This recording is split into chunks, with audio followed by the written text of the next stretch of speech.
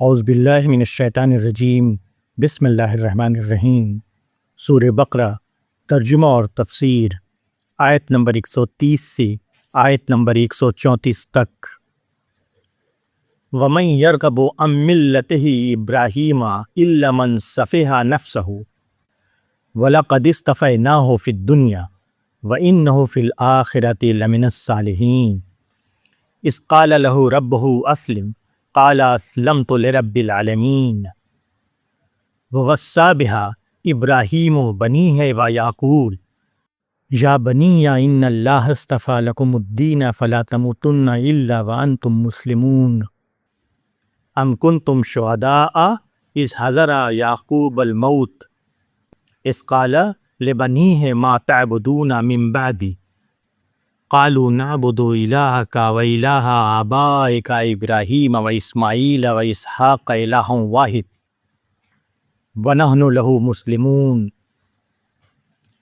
تلک امۃ قد خلت لہا ما کسبت ولکم ما کسبتم ولا تسألون عما کانوا یعملون۔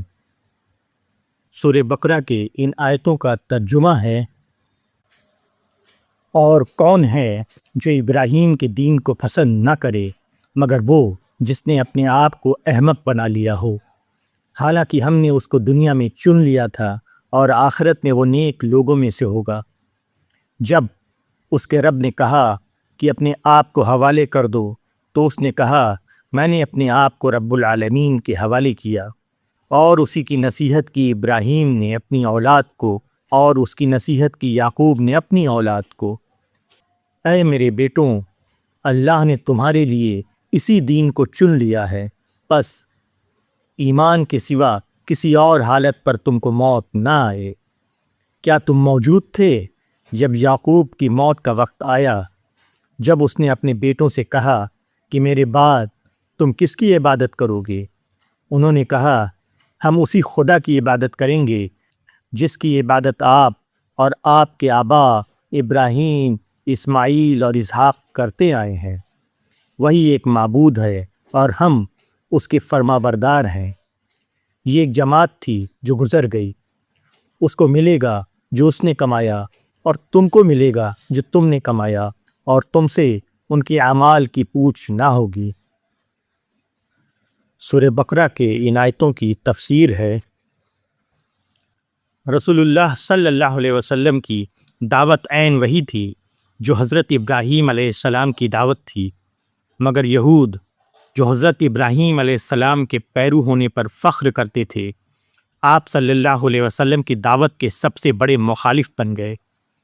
اس کی وجہ یہ تھی کہ پیغمبر عربی صلی اللہ علیہ وسلم جس دین ابراہیمی کی طرف لوگوں کو بلاتے تھے وہ اسلام تھا، یعنی اللہ کے لیے کامل حوالگی اور سپردگی۔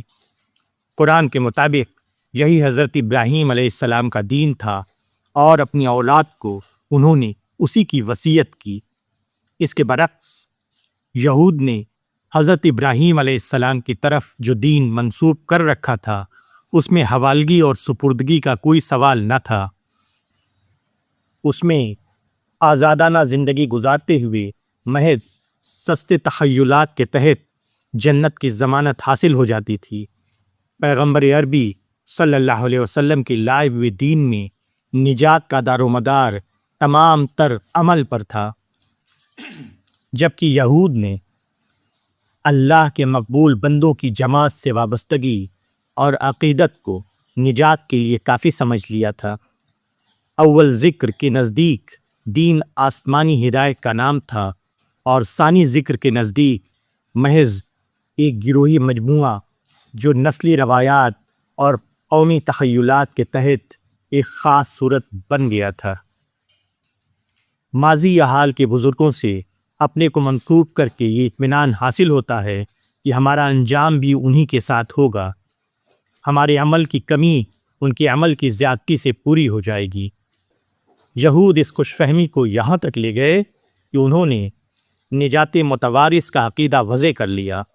انہوں نے اپنی تمام امیدیں اپنی بزرگوں کے تقدس پر قائم کر لی، مگر یہ نفسیاتی فریب کے سوا اور کچھ نہیں۔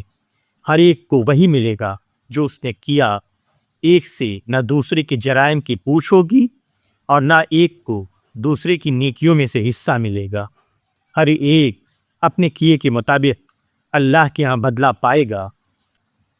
تم نہ مرنا مگر اسلام پر، یعنی اپنے آپ کو اللہ کے حوالے کرنے میں رکاوٹیں آئیں گی، تمہاری تمناؤں کی عمارت گرے گی، پھر بھی تم آخر وقت تک اس پر قائم رہنا، اسلام پر قائم رہنا۔